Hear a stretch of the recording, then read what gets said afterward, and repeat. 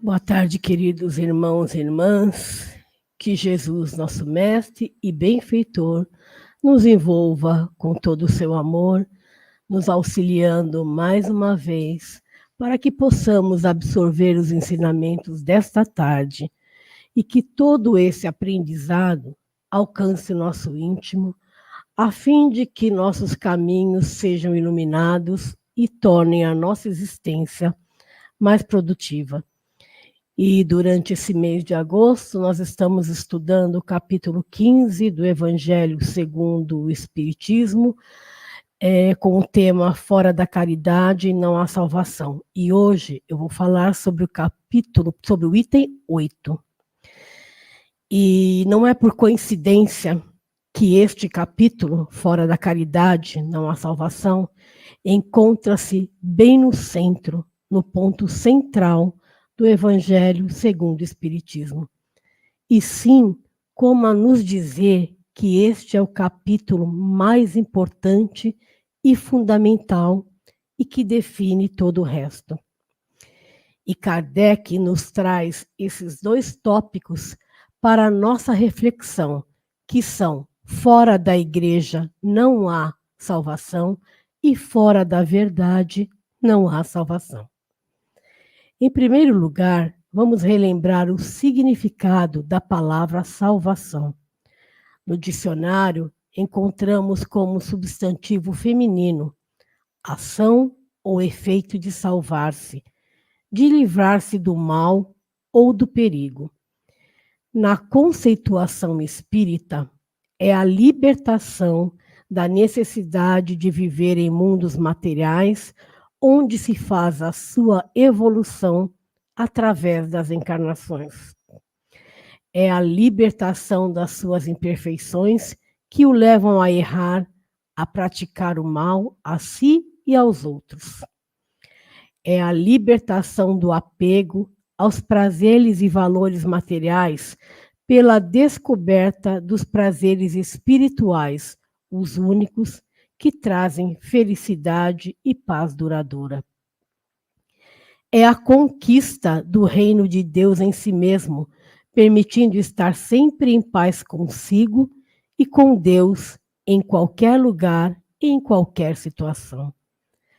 André Luiz, no livro O Espírito da Verdade, nos diz que salvação significa a libertação e preservação do espírito contra o perigo de maiores males no próprio caminho, a fim de que se confie a construção da própria felicidade nos domínios do bem, elevando-se a passos mais altos de evolução.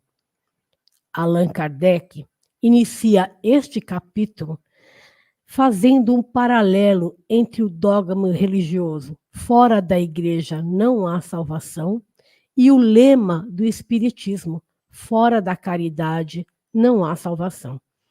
Ele nos diz que o primeiro é exclusivista absoluto, provocando divisões entre os homens, porque se funda na fé especial em crenças religiosas particulares, estimulando assim a animosidade entre os seguidores das diversas religiões, considerando os que não adotam seus princípios como inimigos e condenados sem remissão. Ele nos diz que esta máxima, fora da igreja não há salvação, equivale a dizer que fora da verdade não há salvação, que é igualmente exclusivista e falsa, uma vez que nenhuma doutrina religiosa pode ter o monopólio da verdade. E que verdade é esta? Nós estamos falando da verdade absoluta. Que pessoa, que segmento religioso pode se dizer detentor e conhecedor de toda a verdade? Nós podemos ter contato com a verdade relativa. Estamos descobrindo no nosso processo de evolução as verdades que a nossa inteligência e sensibilidade permitem. Nós sabemos que a verdade absoluta é patrimônio exclusivo dos espíritos elevados. Ela tem como requisito a elevação espiritual, virtude essa que ainda encontra-se distante de nós. Se Deus tivesse feito da posse da verdade absoluta a condição expressa de felicidade futura, isso equivaleria a um decreto de condenação geral, ou seja, ninguém seria feliz ou salvo. Então, esta máxima contraria todos os ensinamentos do Cristo. Já o lema do Espiritismo, fora da caridade não há salvação, apoia-se em um princípio universal, abrindo a todos os filhos de Deus o acesso à felicidade suprema. É consequência do princípio da igualdade perante Deus e da liberdade de consciência, não importando as diferenças na maneira de adorar a Deus, e sim como elas são demonstradas e como se vive esse amor na caridade para com o próximo, estimulando, portanto, a vivência de amor fraterno, reconhecendo-nos como irmãos, provocando assim a união entre os homens.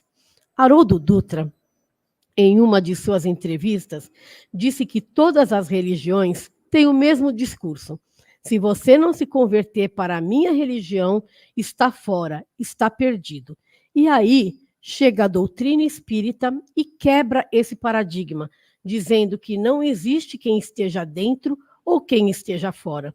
O que você precisa é viver esse ensino moral, não importando se você é católico, é budista ou protestante, porque nós somos todos seres sujeitos à dor, a doenças e a desafios da vida. Não há diferença entre nós. Sentimos dor do mesmo jeito, sentimos alegria, sentimos prazer, experimentamos liberdade, saudade, amor e, com certeza, um dia iremos morrer. A doutrina espírita, então, abre um leque, é livre, você pode utilizar de suas ferramentas sem abandonar o seu lugar.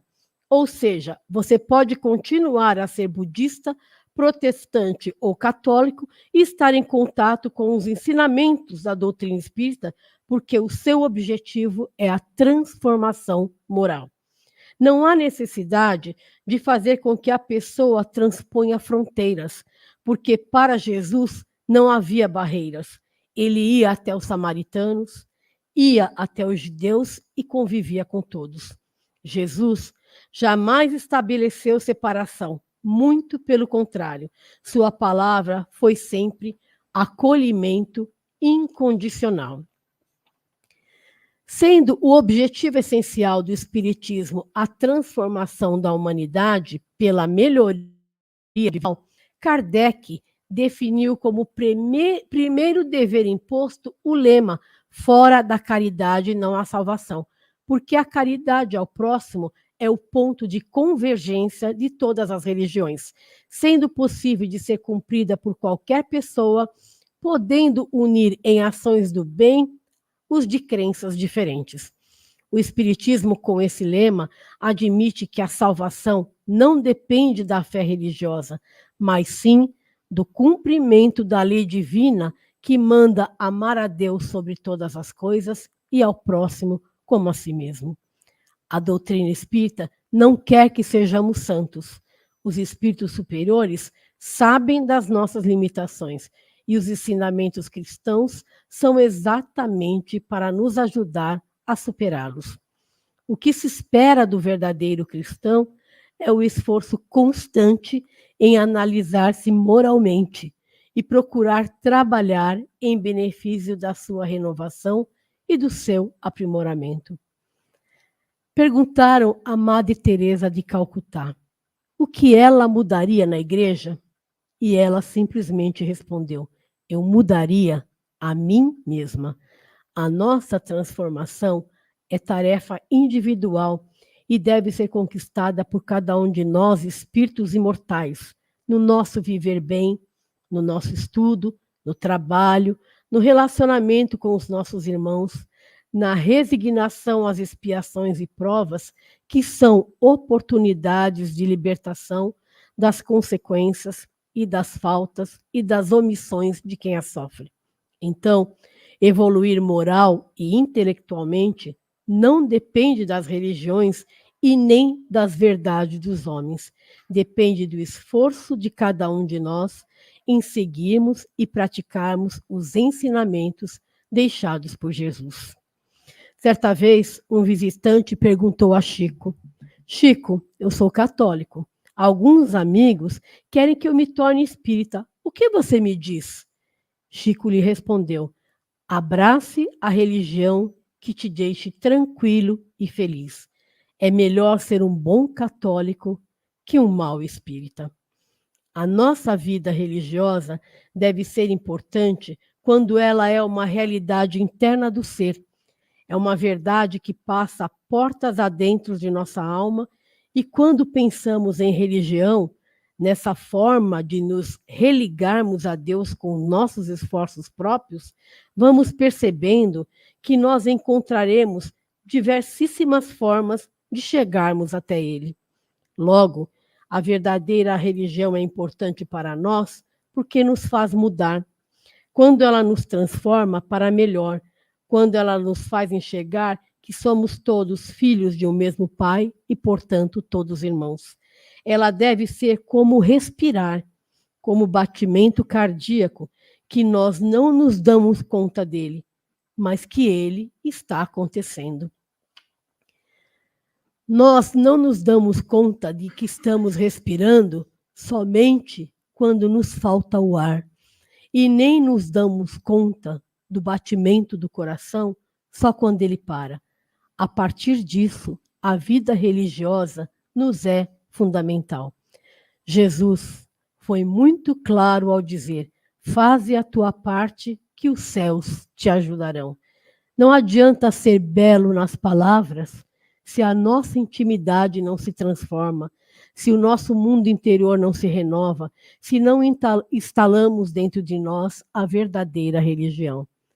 Religarmos-nos a Deus é realizar nos caminhos que trilhamos tudo aquilo que seja importante para que tenhamos uma vida mais alta, mais bela, mais clara, mais feliz, e que conduzamos conosco aqueles que nos são caros. Com uma vida religiosa bem traçada, conseguiremos gradativamente seguir através do caminho que nos leva à verdade em prol da vida, porque foi Jesus que disse que fora desses 3 princípios ninguém chegaria ao Pai quando afirmou: eu sou o caminho, a verdade e a vida. Assim, vamos percebendo a importância de nossa vida religiosa. Não é a religião o que a gente diz, é religião o que a gente faz.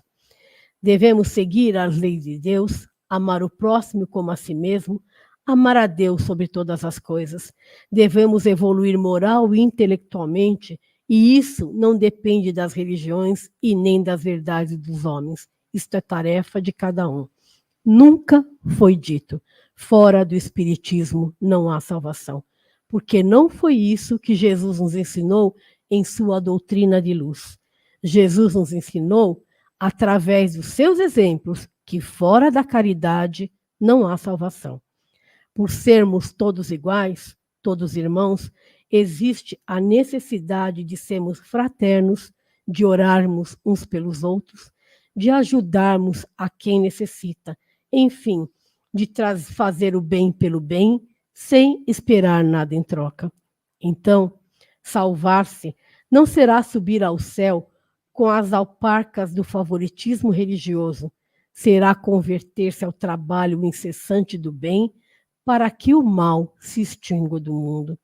Salvar-se, portanto, é levantar, iluminar, ajudar e enobrecer, é educar-se alguém para educar os outros. Jesus salva-nos através do trabalho, do amor e da caridade. Jesus salva quando abandonamos o comodismo, quando deixamos para trás o que retém a alma no limbo da ambição, do poder e dos prazeres efêmeros. Jesus salva quando conseguimos realizar passo a passo A caridade que incentivou na parábola do bom samaritano, usada como modelo de comportamento, quando questionado em Lucas, no capítulo 10, do versículo 25 ao 37. Mestre, que farei para herdar a vida eterna? E ele respondeu: ame o seu próximo. Para encerrar, eu trouxe uma história que nos mostra a caridade praticada na sua verdadeira essência. Aquela quando a gente não espera nada em troca, quando se faz de uma forma tão banal que até chegamos a nos esquecer de que foi praticada. Conta-se que um homem desejava alcançar a santidade e retirou-se do convívio dos demais homens, recolhendo-se em uma gruta. Seu único alimento consistia em raízes, avelãs e um pouco de pão que, eventualmente, alguns camponeses lhe davam. Passava o dia inteiro orando e lendo as Sagradas Escrituras. De hora em hora, durante a noite, levantava-se para orar. Passado alguns anos, rogou a Deus, pedindo que ele lhe mostrasse alguém que teria conseguido maior santificação do que ele. Desse modo, poderia melhorar ainda mais a própria vida. Atendendo à sua prece, o Senhor lhe enviou um mensageiro espiritual que lhe disse: amanhã, vai até a cidade e no mercado encontrarás um palhaço. Ele é o homem que procuras. O eremita ficou um tanto desapontado, pois acreditava que não havia ninguém melhor do que ele, mas fez o que lhe foi dito. Na praça, viu um palhaço que tocava música, entoava uma canção e fazia também uns truques de mágicas. Depois passava o chapéu para recolher as moedas que lhe eram dadas. Assim que terminou sua apresentação, o eremita, com desgosto, o puxou em um canto e lhe perguntou o que ele fizera de bom, que orações e penitências havia feito para ser amado por Deus. O sorriso desapareceu da boca do palhaço, que lhe disse: homem, não faças troça de mim. Não me recordo de ter feito alguma caridade. Tudo o que sei fazer é tocar a minha flauta, rir e cantar por alguns trocados. Mas o que se considerava santo insistiu, mas o menestrel não se lembrava de nada. Finalmente, o eremita perguntou-lhe se ele sempre fora vagabundo. Então o palhaço disse: de verdade, não. Há alguns anos ganhei uma grande quantia como herança depois da morte de meu pai. Tomei os valores e, andando pela estrada, encontrei uma mulher, cansada e chorando, parecia ter sido perseguida por ferozes inimigos. Ao me aproximar, indaguei e ela me falou que seus filhinhos e seu marido haviam sido levados como escravos para pagamento de uma dívida. Ela também logo seria levada como escrava para pagamento final. É claro que eu lhe dei todo o dinheiro para que ela pudesse comprar a sua liberdade e de sua família. Isto explica a minha pobreza. Não houve mérito nenhum. Qualquer um faria o mesmo. É um ato tão banal que até mesmo já me esquecera dele. O eremita então entendeu por que Deus considerava aquele homem melhor do que ele. Aprendeu que fora muito egoísta se afastando dos homens, porque há muitas formas de servir a Deus. Alguns servem nas estradas, ajudando estranhos em necessidade. Outros vivem nos lares, trabalhando, educando seus filhos. Outros mais suportam com paciência a dor. Enfim, infinitas são as maneiras de se servir ao Senhor e alcançar a perfeição, tantas e diversas que somente o Pai Celestial as conhece e as vê. Eu encerro com mais uma frase da Madre Teresa de Calcutá, que nos diz o seguinte: as mãos que ajudam são mais sagradas do que os lábios que rezam. Obrigado, uma boa reunião a todos.